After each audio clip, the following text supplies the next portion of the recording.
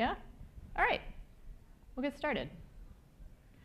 My name is Ana Marie Cox. Thank you for coming.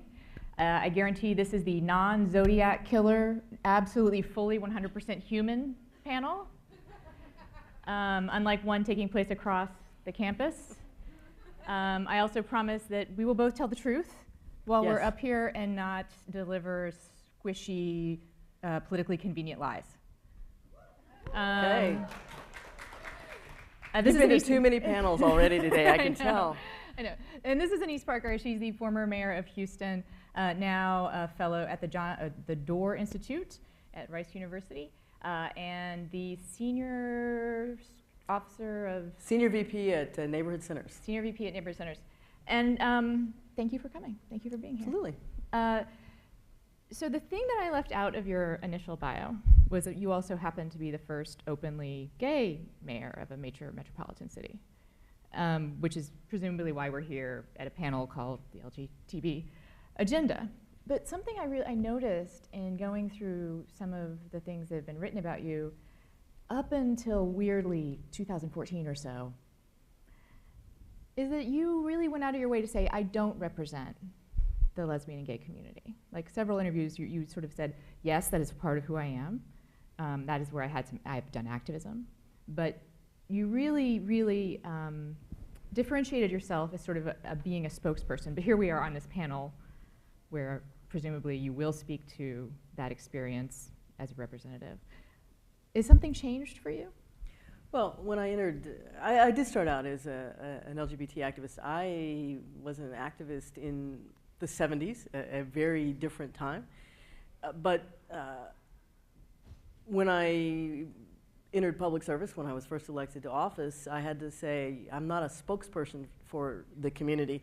And certainly when I became mayor of Houston, mayors are uniquely the face and voice of their cities. And when mayors speak, they speak on behalf of their city. So I had to be very careful to say, I'm not a yes, I'm an out lesbian, I'm certainly not trying to hide that, but I don't speak for the community any longer, I speak for my city, and I tried to separate that where I could. Although I did use the fact that when I was elected in the end of 2009, I got unprecedented media coverage.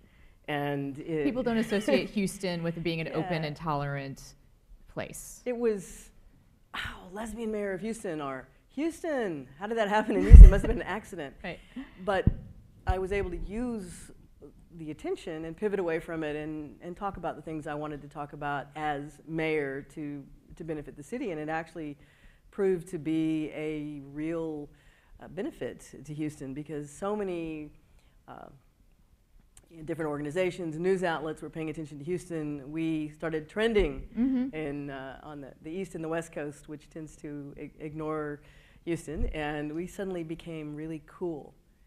In fact, not literally so. Not literally so, but no, Forbes called us the coolest city in America. I thought that was really, really cool. So, but being able to use it, and with some rare exceptions, I really tried to stay out of the fray on LGBT issues, and I turned down all interviews, like the View and those kinds of things. I didn't want to go talk about the LGBT agenda, not while I was representing the city. Now I don't have those restraints any longer. So. Right. And also, something happened in your last term as mayor that made Houston a flashpoint for discussion about the agenda. Is it okay if I talk about bathrooms with you? Of course, of course. Because we can talk about the Houston Equal Rights Ordinance. Yes. But the interesting thing, the aftermath of the Houston Equal Rights Ordinance, it just convinced me. It got me re-energized. I graduated from college in the late 70s. I'm 60 years old. There are no secrets in politics. And I spent the first 10 years of my business career, and I spent 20 years working in the oil industry. I spent the first 10 years as Miss Gay Everything. I was an officer or board member of dozens of state and local organizations. Ms. Gay Everything. And I sort of got over it. And so I spent the next 10 years as I was working on senior issues, and I was working on, I was a civic club president, and it was all neighborhood stuff. And I wasn't that I was ignoring the gay stuff, it just, I wanted new things that got me excited. And then nearly 20 years in public life, and now I'm back to being a lesbian activist again. Mm-hmm. And I'm excited, and blood in the water. We're gonna win this. And whatever they thought they were doing by attacking Houston and attacking what was an excellent ordinance, they brought me back into the fight. That is what I'm really curious about, because it seems to me, again, looking at the broad history that you had as mayor, doing a lot of different things. Actually, you were very, as they say, pro-business Democrat. The Wall Street Journal liked you. Yes. When we talked a little bit about Houston had no zoning, and you were like, yes, right on. No, it might not have been something that even you may have predicted, that you would wind up with this huge fight, which briefly, the Houston Equal Rights Ordinance, which became the bathroom bill, although I found this out in doing my research, bathrooms not mentioned in the bill at all. The word bathrooms is not in there. It became sort of this, I think it's the first time where nationwide that rhetoric was used. And it became this really bruising battle, a very personal one. Like you got people sending you Bibles in the mail. Yes. I read that your mother was watching Fox News and asked you about what was going on, which I have separate questions about your mom watching Fox News. My mother's a very conservative Republican. She loves me, but she's a very conservative Republican. I hate to confess that. I outed my mom now. You know, what was that like for you? Like, did you expect it? Were you, you said now, like, you feel like it re-energized you on that front. But I'm very curious about what that was like. Well, let's talk about the Houston Equal Rights Ordinance for just a moment, because it is playing out nationwide now. Our ordinance, what's happened over the last 20 years is lots and lots of cities had non-discrimination ordinances, and they opened their ordinances and added the words sexual orientation and gender identity to the federally protected standard list. Houston, like so many other, we don't have zoning, we don't have this, we don't have that. We didn't have a non-discrimination ordinance. Very libertarian cities. One of the most libertarian cities in the country. We did not have a non-discrimination ordinance at all. And so I, a little bit naively, thought, well, we're going to be passing this ordinance for the first time. And we took best language from all of these other cities. 200 plus cities have similar ordinances, and we incorporated it into ours. And no, it doesn't say anything about bathrooms. It just lists all the protected categories and put it before City Council, and it passed handily. There was a recall petition which led to a court battle, and I do feel compelled to say that as mayor, it actually, one of those moments of unexpected leadership, I had basically the sole decision on whether to put it on the ballot or not. And they didn't follow the rules. First of all, I don't think the petitioners did not follow the rules. Now, I don't think my civil rights should be subject to a popular vote. That aside, they didn't follow the rules, so I didn't allow it on the ballot, and there was a court battle. My position was upheld by a jury. My position was upheld by a judge. It was on appeal by the petitioners, and the state Supreme Court just said, waved their hands and said, we just think it needs to be on the ballot. We don't care what the law is, or just put it on the ballot. Shocking. Yes. So we went to the ballot, and it all came down to, as you said, the bathrooms and whether transgendered women, primarily, because no one wants to talk about transgendered men, but transgendered women going into the women's rooms, and people no men in women's bathrooms. But you have to remember that when this was on the ballot last year, this was the first thing out of the chute after the equal marriage ruling. And the right across America was just infuriated by the Supreme Court's position, and they put all their energy and attention into the Houston ballot measure and and when they won, they took the lessons that they had learned in Houston and tried to apply them across the country, and ergo Charlotte and several others. While I'm here, I want to give a bouquet to the city of Dallas, which is rare from someone from Houston. But Dallas had a non-discrimination ordinance that protected sexual orientation and gender identity, but it was the language was a little fuzzy. And so 1 week after we went down in flames in Houston, the Dallas City Council amended their ordinance, brought it up again, and clarified that bathrooms were open in Dallas. Right. So, God love them. I appreciate their courage. So you bring a very good point. I think you're correct that the right did use Houston as sort of a test case for their own strategies, and obviously, I don't want to curse, but effing bathrooms, right? Like that's what they got, and that's what the language that they're using.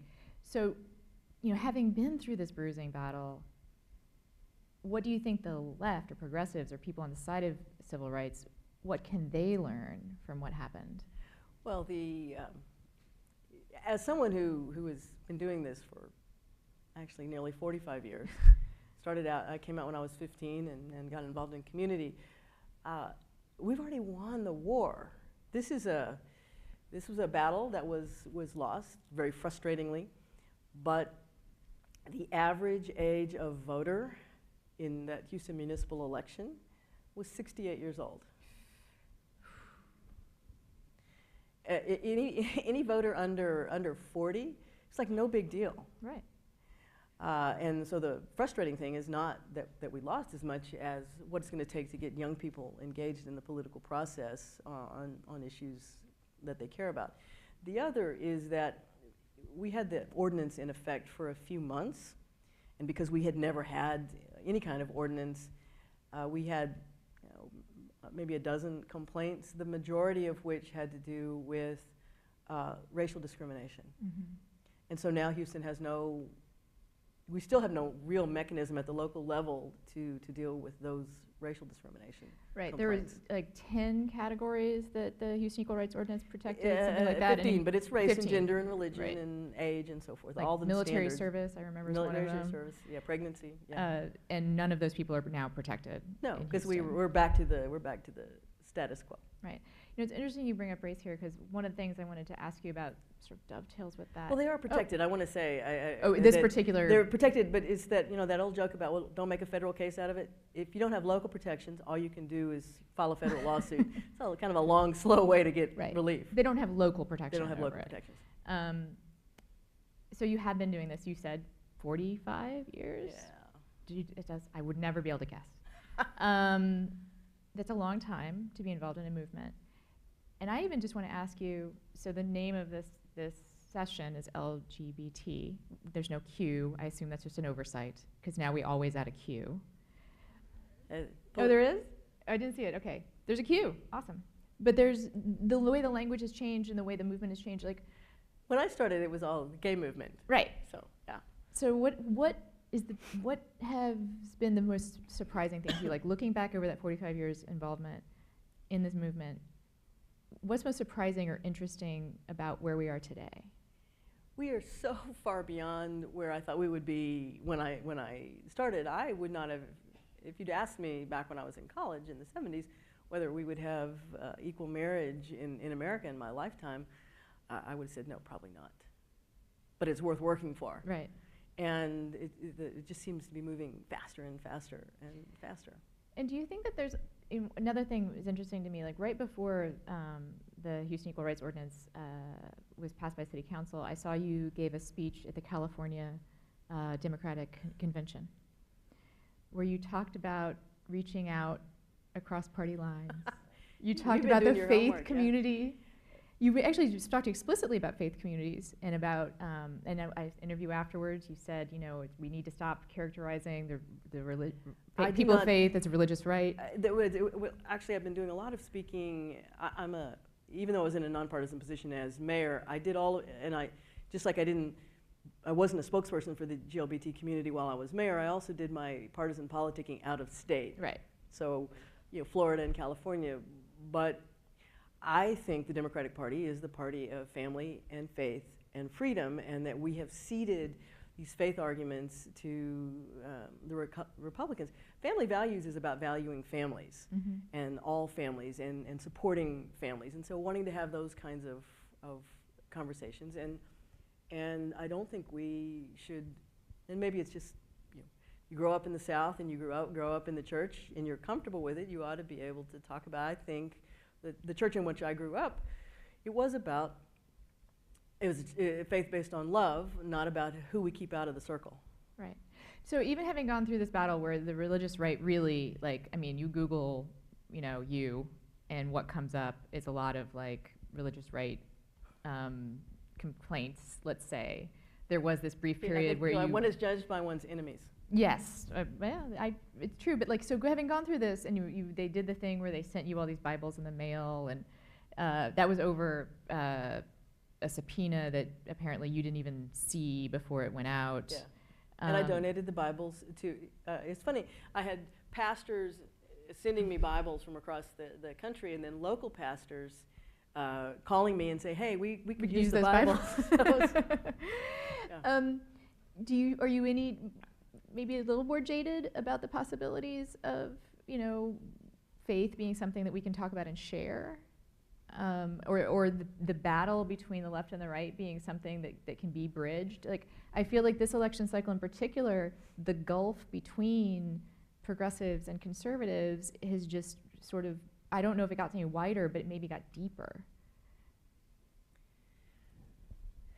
This current election is, it violates all of the, and I know there are panels about this here at the conference, but it violates all the traditional wisdom on what candidates should do and shouldn't do, and how we should talk about things. I certainly think that Donald Trump has kind of tapped into the national id that we don't want to talk about, and the free-floating anxiety of a lot of people who are unhappy with the tremendous changes that are sweeping America and the globe, not just changes in this area. But I have always had great faith in the basic decency of Americans, and that what is needed is to be able to have the conversations.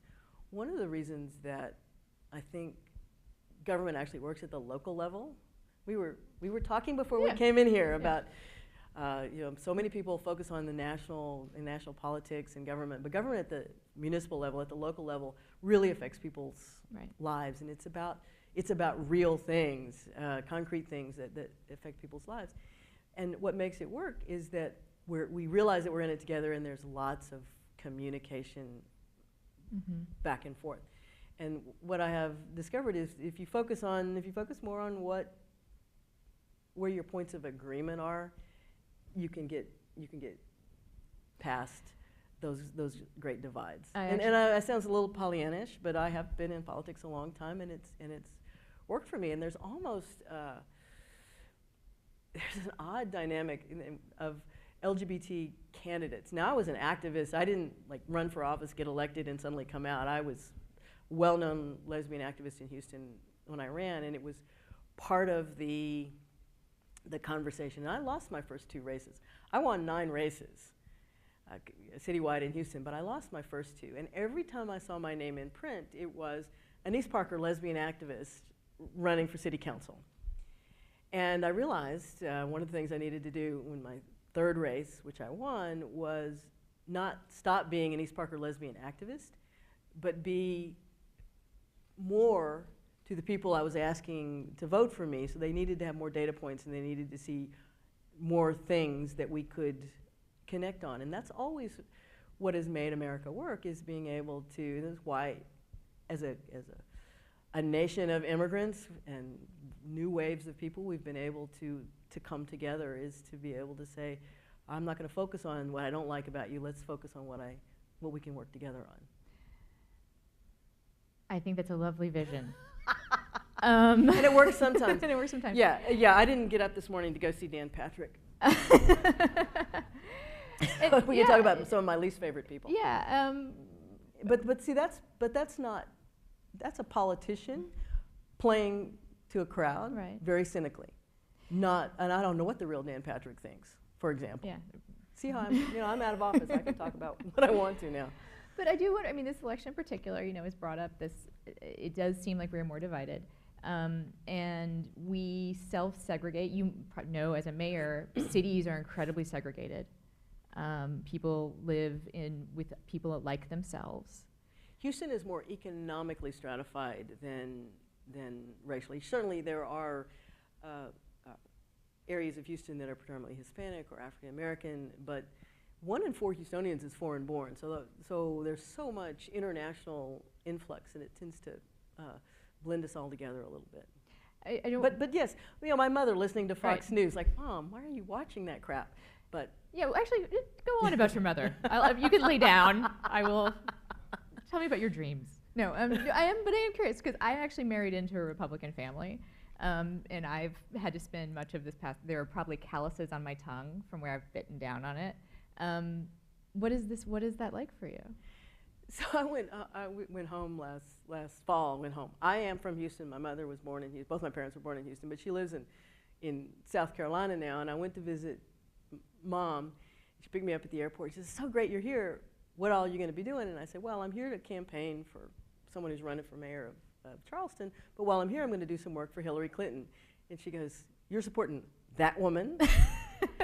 And I said, "Well, who are you supporting?" And she said, "Ben Carson." And I said, "Well, we're just not going to talk politics very much while I'm here, are we, Mom?" But we actually did talk about what the issues were. So we couldn't talk about who we were supporting because she has opinions about, I had opinions about Ben Carson and she had opinions about Hillary Clinton. But the issues we care about are very similar. And I'm the black sheep of the family. Everybody else in my family is a Republican. So Mother is probably gets more nervous about telling people that I'm a Democrat than that I'm a lesbian. So, because everybody knows I'm a lesbian, but now, the Democratic thing. But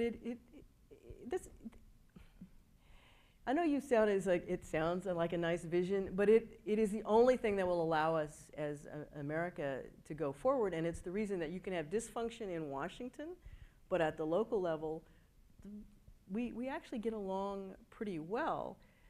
Is that at the local level, there's more of a realization you're all in it together, and we work on real things. Despite, and that we're now beginning to have conversations not just about LGBT issues, but about race in new ways that are healthy, and we're going to have to do it. I actually wanted. Interesting that you should point out that local level people tend to, party identity seems to sort of abate a bit and you focus on the problems. Eric Erickson, everyone know who that is? Yeah. He was on city council, I think, or he had a local government position, and someone did an analysis of what his voting record was as a local politician, and it was actually super liberal, in just in terms of spending and repair and whatnot, because he was having to deal with real problems. He can be super conservative on a national level, but when you get down to the local level. No one's elected mayor by saying, "I'm going to slash your taxes and not fill potholes." Although it's interesting to me, you've said that it was the social issues that drove you from the Republican Party. What do you think is more likely, that the Republican Party shift on social issues so that it becomes more welcoming for people who are gay and lesbian, transgender, bisexual, or the Democratic Party have more fiscal conservatives? Well, I would have thought it was going to be the Democratic Party moving toward the middle, but this last campaign where Senator Sanders kind of pushed the party to the left, that's going to be a challenge. Houston doesn't elect far left mayors. We tend to be centrist, business focused. I was probably the most conservative of the 3 Democrats who were running for mayor, and I received a lot of Republican support. I'm proud of that. It's about mayor's about doing the job and getting it done. But one of the reasons that we have to begin to get past this issue of LGBT inclusion is that it's an unfortunate distraction. And most of the big companies across America and most of our peer cities, I'm thinking of Houston, have already figured out that you want to tap into the skills and abilities of everybody, and that needs to include a large number of people who are LGBT. I think the difference for the transgender community right now is that, I started working on these issues in the 70s, and they're barely talked about. Mm. And in the intervening decades, you'd be hard-pressed to find somebody in America who can't say, yes, I actually know somebody, anybody who owns a TV set who can say, I don't know somebody who's lesbian or gay. And most of them actually know somebody in their workplace or in community. Too many Americans can say that they don't know a real person who is transgender. That they know of. That they know of. Right. And until everybody gets at least a certain comfort level with that, we're still going to have problems with the desire to discriminate. I mean, I do think it is true that the more that's how break down barriers, right? And that's what's unfortunate about self-segregating on whatever level, is that the more people you know of a different race, a different sexual orientation, the more likely you are to be okay with them, right? So transgender issues, the T and the Q, have become sort of the forefront of this wave of the gay and lesbian civil rights movement. What do you think about that? Like, where do you think about that leading edge, like where that is? Well, it was inevitable, because in so many ways the L and the G, lesbians and gays are becoming much more integrated into American society. But there is still a frontier out there that has to be crossed. And even today, it used to be much worse, but it's still today that in a large gathering of the gay and lesbian community, you're still going to find folks who are uncomfortable with the transgender issue. It is not quite the same issue. Mm-hmm. But it's all brought together, and the expectation is that lesbians and gay men should be completely comfortable with it, and a lot of us aren't. Mm. So we're still grappling with that issue too, so it's not surprising that the larger society is. And even with, so here's the, I'm going to put my psychoanalyst hat on here, but we were talking about your mother, so. Yeah, there we go. But I mean, I'm a woman. I have no desire to be a man. It is a fundamentally different issue to believe that you're in the wrong body. And it strikes so much to the binary nature of how we structure, the social constructs that define our world, that it makes everyone uncomfortable. And how could it not? Yeah, I think that one of the things we've moved in this movement, what's happened is we've gone from kind of getting people to recognize that the binaries are equal to asking them to not think about binaries at all, which is, it's a tough thing for humans to do. I want to ask you this, which is about bathrooms. And I feel self-conscious about bringing it up, but do you wish that people wouldn't talk about that, or do you think maybe that one way forward, because unfortunately it seems to be that is the flashpoint, that is the argument that we have.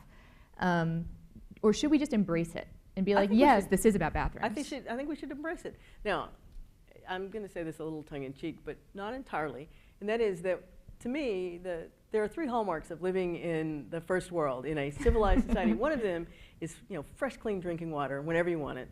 Another is air conditioning. I am from Houston. and the third is access to clean, safe toilets. You're not in a civilized society if you don't have those right. 3 things. And why would we deny our right. brothers and sisters access to something so fundamental? Because everybody has to have some place to toilet. Everybody has to go 1 and 2. Everyone. And the idea that invasions of bathrooms. Well, everybody who's ever flown on a plane, has shared a bathroom with someone of the opposite gender, and and it's just right. It's nuts. It's about how do you accommodate a basic human function in a way that's. And if that's the starting point of the conversation, that's the starting point of the conversation. Yeah, and we have to. We just have to do it. It's about fundamental fairness and decency, and if people have a real fear, and that is one of the things that came up during the Houston campaign, and actually to anybody who wants to see how I really felt about the Hero Ordinance, you can go in on YouTube and see my speech. You can feisty. Yeah, as I said, it re-energized me. But you can have, if people have the conversations to walk through the logic of it, and I've had these kinds of conversations with my mom. I mean, you can get there. Yeah. But you have to be real with each other and talk about what are you really afraid of, right. and it's really easy to raise the straw man of this is going to be allowing sexual predators into women's bathrooms. Why does it work? Because it's coming at the same time we're having a national conversation about rape. Mm-hmm. Yeah. Talk about a dog whistle. I mean, they go right together.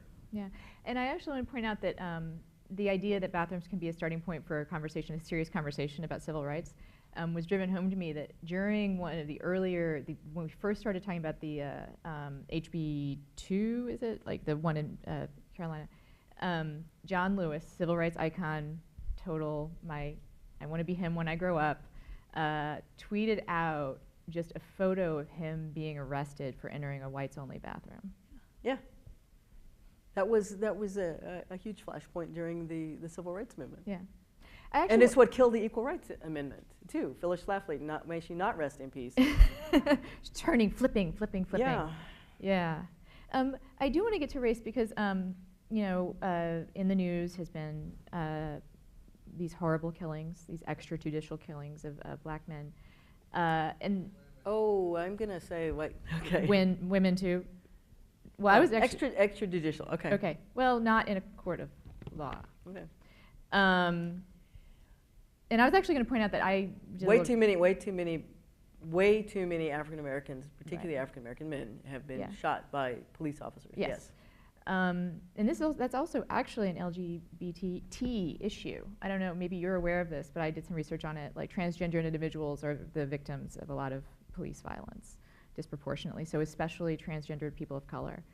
And you've had, as a mayor, you dealt with some police use of force issues. Seeing what's going on now, what do you think are the best practices for people in your position, mayors? Oh, well, that's a complete conversation in and of itself. But let's go back to why it's so important to be aware of local government officials. The quality of the training of the police department that's going to pull you over is determined by probably your mayor and your city council. So yes, it does behoove you to pay attention to them. It's an issue of training. It's an issue of having a better community understanding of what a police officer's, walking in each other's shoes, what a police officer is thinking, what the community member is thinking. It's about having appropriate avenues for, I'm blessed by the fact that while we had some unfortunate shootings in Houston while I was mayor, and we had some public protests, we've never had, we haven't in decades had a riot with violence or anything like that. But part of the key was having a police chief who, as soon as an incident happened, could pick up the phone and call 5 leaders in the particular community, not just in the African American community, but in the neighborhood where this happened, and say, "This has happened. I want you to know about it. I want you to come to me so we can go over the facts together, and to be proactive." And then to go out into community and make sure that you're there and you're seen, so that it's not one community here and one community there. It's an understanding that everybody's in it together.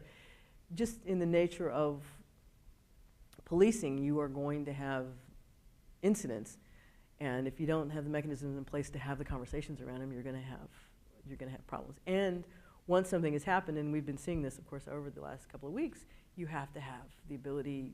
People have to let off steam. They have to be able to express their anger safely and appropriately and constitutionally, and that can't be. Oh well, it's 10 o'clock. The curfew's you got to stop now. Go home. Right. That's not the way it works. There needs to be a space for protest that people and understand that it's a visceral need to vent the anger that has to happen, but anger from both sides have to understand that once the anger's over, you have to go back in and do the hard work, and there has to be a clear and transparent analysis of what happens like releasing video. What's going to change this? We're getting way. I was about far to ask from, you. way far from the LGBT community. There's agenda, some parallels. So Houston, long before Ferguson, a year before Ferguson, Houston was piloting body-worn cameras, and right now the current mayor of Houston is implementing a contract that I had signed, putting a body-worn camera on every patrol officer in the city. We have to roll them out. That's going to be a game changer in a lot of ways. A dash cam shows what's right in front of the car. That body-worn camera captures so much more information. It's not a panacea, it's not everything, but it makes both sides, it changes the behavior on both sides of the camera. I have heard that actually police departments that implement them, the officers wind up being in favor of their, and that actually— the number of complaints against officers goes down. Right. Some, yeah, it's going to be on camera, so you behave better, but a lot of it is that everybody's aware that the camera's on. But here's the thing. We all have this expectation of what, we watch these and we say, well, it was a common traffic stop. Where do most police officers get shot or injured? In traffic stops. It's the most dangerous thing an officer can do. And we don't adequately teach people what to do. I mean, yes, if you may have heard, like leave your hands on the wheel, don't get out. But I've been on ride-alongs, and it's inevitable. You pull somebody over, and there's a woman in the car, and the officer, the two cars stop, and the first thing the woman does is lean over, and reach for her purse. And as soon as the officer sees that movement, there's the hand on the gun, and the adrenaline shoots up, and you're already tense. We need to have much better dialogue and communication about what each side is doing at each point, so we know how to react to it. And I've been pulled over a few times. It's been a while. When I was mayor, I didn't drive. I had a security detail. But I used to have a lead foot. And so of course, I haven't been pulled over since I've been mayor. But your adrenaline is up. Their adrenaline is up. It's not a good situation. Right. But in the race Yeah. I did an audit, and it may still be available on the City of Houston's website, of taser use within the police department back when I was city controller. And the category of officers that used tasers the least were African American officers. And we really couldn't go deep enough in our survey of the facts, but the conclusion I drew was that they also had fewer, African American officers had fewer use of force in general, but taser use as well, and that when you looked at it, if an African American officer was pulling over an African American driver, it appeared that neither one of them, the adrenaline didn't spike quite so high, as if there was a racial difference. Right. And maybe if you start off at a calmer place, the interaction goes better. We took our detour, which I think was interesting and worthwhile. that we can turn the car around. So you're driving this car. I'm going to turn the car around and go back to our agenda, and ask you. So, like, you laid out an agenda. Actually, you specifically laid out an agenda, which I have written down here somewhere. Are you talking about the gay agenda? Yes, the gay agenda. I used to, when I was an activist Besides in the brunch, 70s, right? I said there was no such thing as the gay agenda, Right. and I used to infuriate me. I would debate people on the other side in the 70s and 80s, and they'd talk about this gay agenda. Like, we all got in a room together and laid out some manifesto of what we were going to be doing. But then over time, I realized that there really is an LGBT or LGBTQ agenda, and that it has arisen organically. It wasn't some secret plot, but it's a fairly straightforward agenda, and yeah. I'm happy to enumerate it. Yes, I had it. I thought I had it written down here because one of the things that struck me is that it was actually a very conservative agenda in many ways. Because you talk about the freedom to we raise want a to be family, able to. pay We want to be taxes, able to. serve We your want to be able country. to work without being fired, and work so we can pay taxes. We want to be able to serve our country openly in the military. We want to be able to honor our relationships through marriage. We want to be able to create families through adoption. We want to be able to go to school without being bullied. Right. We want to be able to toilet without being assaulted. We want to be able to walk down any street in America and feel safe in our person. As far as I can see, that's the LGBT agenda. Mm-hmm. What do you think people may not be seeing that they should be seeing on that agenda? Like, is there something that, straight America should know about this agenda beyond what you've enumerated, which is the basic human rights part of it? Like, is there something that we're not seeing? I don't think so, but what I think the gay and lesbian community or the LGBT community in America needs to understand that the state of the world is very different from what we're experiencing here. We may be having a battle around access to bathrooms by our transgender brothers and sisters, but as we sit here today, there's a lesbian in South Africa that's being raped under the reparative rape theory that a violent sexual encounter will, of course, turn you straight. And transgender women who are relegated to being sex workers all around the world because they are thrown out of their families, don't have access to jobs.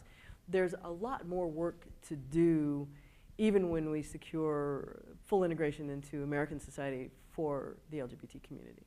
It's funny, ironic.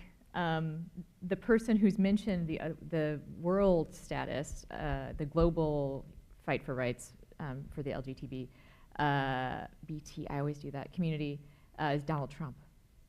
He's the one who's like, well, there are people getting thrown off buildings and stuff. Like, you've seen him do this. Yeah. He claims to be the one that's going to protect that community, and he's doing this outreach. When he says LGBTQ, I would say that with the real Donald Trump, please stand up.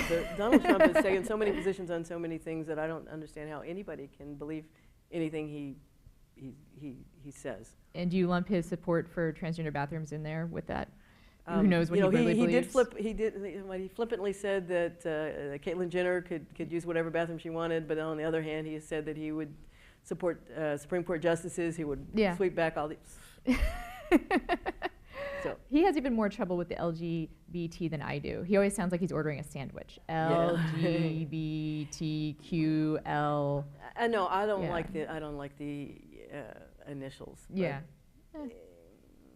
It's just I always slightly trip over the tongue. So one of the things, we started with talking about me as mayor, and I will say that one of the things I did, I tried to be circumspect as mayor. Again, I did my partisan politicking outside the state, because I had a sort of you don't foul your own nest. I need, for Houston, I needed to, and I do say that deliberately. For Houston, I needed to make sure that I had a good working relationship with everyone, because it was about Houston. But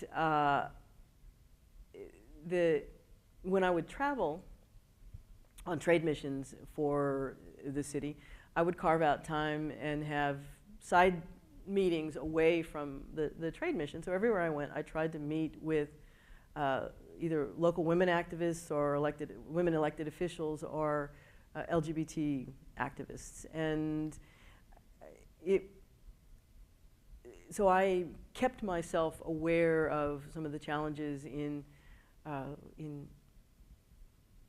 South America, and I met with some amazing LGBT activists in Indonesia, places where they are being murdered in the streets and do and can end up Russia, in prison. Middle East. Absolutely. Yeah. And it offered the support that I could, but mostly all I could offer was, I hear you, I see you, we've made progress, don't give up, and I'll pray for you.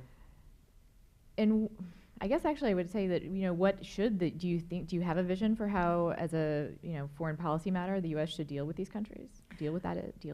Well, I think that we have, as we can, and this is the hard part of leadership, there are always a set of priorities you have to work on, but when President Obama challenged African leaders and going to Kenya, for example, and saying, we called them out. Yeah. So I think we're getting close to question time, which there are microphones right there, and we'll be going to, if you have a question, you can line up at the microphone. I wanted to do a speed round of, I will name a person, and you will tell me the first thing that comes to mind. We'll start with one that's maybe pleasant. Molly Ivins. Oh, I love Molly Ivins. Oh, but a speed round, I'm only supposed to say like one word? Yeah, just maybe first thing comes to mind. Tongue in cheek. Ted Cruz. Lion Ted. Dan Patrick. I just like my feet when I say that. I will tell you the reason when I was a council member, this is totally off track, but I used to be on the air with Dan Patrick frequently. He had a TV show in Houston, and he would call me up as when I was a council member and actually as an activist, and have me come on, and he'd take the far right side, and I'd talk about LGBT issues. And he sandbagged me at one time. I was in my office, at my council office late at night, or not late at night, like drive time, like 6 o'clock, 5:30. And he called, and I answered the phone, and he goes, "You're live on the air." And then he had somebody on the air with him, and they jumped me. Wow. And I told him afterwards that I would never be on the air with him again, that I'd always treated him respectfully, and that. So you have reason to just dislike him as a person. Yes. Okay. That's just not cool. So. Caitlyn Jenner. Disgraceful. Oh, okay. Ted Cruz endorsing Caitlyn Jenner. Obama. Could never be what people needed him to be, but he was the best president he could be. Ken Starr. Sad, how the mighty have fallen. Huh? I wanted to, as a Rice alum, I wanted to compliment your marching band. With the star. The Title IX symbol that they did. Yeah. Ann Richards. Icon. And Hillary Clinton. Frustrating. Oh, frustrating, okay. Amazing, inspirational, but frustrating. Okay, unpack a little, and then we're going to go to questions. I'm a Hillary Clinton supporter. I was, I supported her eight years ago, and arguably the most prepared, most qualified person ever to run for president of the United States, with the possible exception of Bush 41. And I am also a big Bush 41 fan. And to have so many skills and so bright and so much to offer, but she's built a huge wall around herself because she's been, pounded on for so many years, and it's hard to find the real Hillary. I think she'd be a great president, absolutely a great president, but it's hard, but people want to know the person they're electing president, and for a lot of reasons, understandable reasons, I think she has built a wall to protect herself. And it's hard to unpack, as you said, her. Yeah, not enough of a wall when it comes to her email, but yes. Let's go to questions. We'll go right side, left side. You first, please. My name is Winston Shoemaker. I'm a student here at UT and part-time hobbyist political scientist and economist. And I was wondering how you would look to deal with the divisions, not between heteronormative America and LGBT, but within the LGBT community itself, between the L and G, and the B, and the T itself. You know, and when you consider when I became an activist, and I was involved in a lesbian organization on campus at Rice in the like mid-70s. I attended my first gay organizing activity in 1975, Texas Gay Conference. So it was a long time ago. And it was the Texas Gay Conference because that's what we called ourselves, and it was very focused on the agenda for gay men. Because the idea was that we were really all the same, and it was the same issue, and the things that lesbians were concerned about and the things that gay men were concerned about were the same. When I was president of the Houston Gay and Lesbian Political Caucus, I became president of the Houston Gay Political Caucus. It changed its name while I was president, and I have to tell you, it wasn't my idea to change its name. I thought it was a completely ancillary. I was focused on these are real things we need to work on. People are getting fired. But obviously a lot of people cared very much about having the L word there, because a lot of my lesbian sisters didn't feel included unless that L word was there. And I learned a lot over the years about the different divisions within the community. When I was running for city council, the bulk of my money that I raised for my council race, the winning council race, was from gay men. A lot of my volunteers were from the lesbian and transgender community, and I had a number of gay men who told me that they didn't want to walk into the headquarters and see someone who was transgendered work in the front desk. So I asked a transgendered woman friend of mine to be my volunteer coordinator and make sure that she was the first person that everybody saw when they came in the room. Those divisions, unfortunately, still exist, but what I think we have achieved over these many years is an understanding that LGBTQ agenda that I mentioned benefits all of us, that we all have a piece of it, and that if we work to achieve those things for our portions of the LGBT community, it also serves the broader American population as well. Who doesn't want to be able to feel that they can walk down any street in America and not have people think that they don't belong? Maybe because they're a young black man in a hoodie, or maybe because they are a tall, black, transsexual, transgendered woman that everybody can tell is in transition. It's about respect and about understanding that the things that make our society work together involve mutual respect, lots of communication, and a little dash of tolerance in there. On this side, I have trouble seeing through the light, but please. Hello, Ms. Parker. My name is Camille Nguyen, and I'm a college sophomore at St. Houston State University. I don't know if you remember me, but I was a district representative on your Mayor Youth Council back in Houston during my senior year of high school. And I really appreciate everything you have done for the gay community, but I do have some questions and advice to ask from you. I wish to go into a law career, and I don't want to work solely just with the LGBT community members.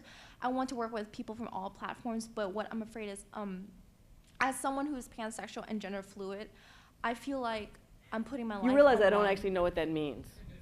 Huh? I'm sorry, what? Oh, okay, I'm sorry.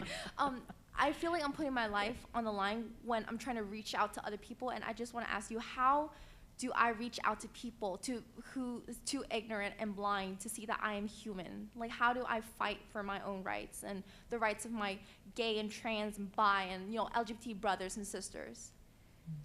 So, I think, again, I've been talking a lot about communication and looking for the places we intersect instead of the places that we divide. Mm-hmm. I've told the story over the years, and I'm not going to tell the whole story because it takes up too much time, but early on, back when I was the president of the Gay Political Caucus in Houston in the mid-'80s, I had an encounter with a very conservative older man who I needed to ask his help for something. And when he found out that I was gay, he essentially, you know, told me, well, essentially, he told me he didn't approve, he didn't need to help me, he didn't have to help me, and he was just going to go on and do his own thing. And I appealed to him and accidentally touched on something that we had in common. He happened to be active in a union, and he was an active Democrat, and I happened to be a Democrat as well. And he ended up saying, well, since we had that in common, yeah, it's a great story when I tell it, trust me. That yes, he would help me in the circumstance. And what I realized was that you have to keep finding the points of intersection. And if you dwell on the places where, you know, those divisions, that's all you'll see. But if you just keep looking for the points of intersection and make multiple points of intersection, you can ultimately work with or communicate with anybody of goodwill who wants to work with you. And most people actually do. But the other thing I will tell you is, as someone who has been doing this work for a very long time, is that I never expect people to get me right away. And I never expect people to suddenly say, yes, I completely understand, and do the night and day transformation. What I ask is that people give me space to get to know me and to keep working. So I guess, you know, here's the advice is that you can't go in and say, I'm a gender fluid, pansexual human being. You go in and work together on whatever you're working together on in that point of intersection. And as they get to know you, be yourself. And don't be yourself with labels. Be yourself with, I like this, I don't like that. Oh, you know, just a human being to each other. That's a long, complicated answer, but thank you for the question. So we have a very hard out, unfortunately. There's a bar mitzvah happening in this room. We're not kidding. So I think we're going to take one more question. And then we'll go out to the lobby. And then actually, yes, both of us, we will all go out we'll go to the lobby. Everyone goes to the lobby. But from the mics. Way to put the pressure on me. Oh, sorry. It better be good. You can give it to the next person, and we can go outside. But Perfect. Okay. Good afternoon. My name is Luis Gonzalez. I'm a communications graduate from UT Austin. Now I work here at the university. Mayor, you were talking about the gay agenda, at least your agenda, and it was very conservative. They were basic human rights. I wouldn't call it the LGBTQ agenda. I think that was my point. Exactly. But could you support, or would you see the benefit of maybe including in our agenda the inclusion of LGBTQ history in middle schools or high schools around Texas? Maybe that could open the eyes of people who are not familiar with our community. I mean, we learn about the Holocaust, but we don't learn about Matthew Shepard or Harvey Milk. We didn't learn about the HIV crisis or Stonewall. Do you think that could be our LGBTQ agenda or part of it? I've been focused on the what I consider that fundamental LGBTQ agenda, which is as you pointed out rightly, a human rights agenda. But yes, it is important to reclaim and understand our history. I think we still have a way to go on that fundamental human rights piece of it, and it's all about prioritization. Ask me when transgender brothers and sisters have full equality in America to join you in working on what we teach in school. I think to me, yes, it's important, but it's also about how you can divide your time and your energy, and I still think that there are some things that we need to fight.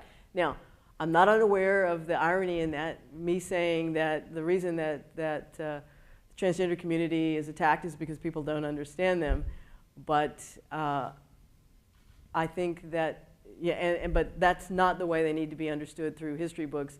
The way they need to be understood is because as we come out in our families, as we have conversations over the dinner table, that's where the real understanding takes place.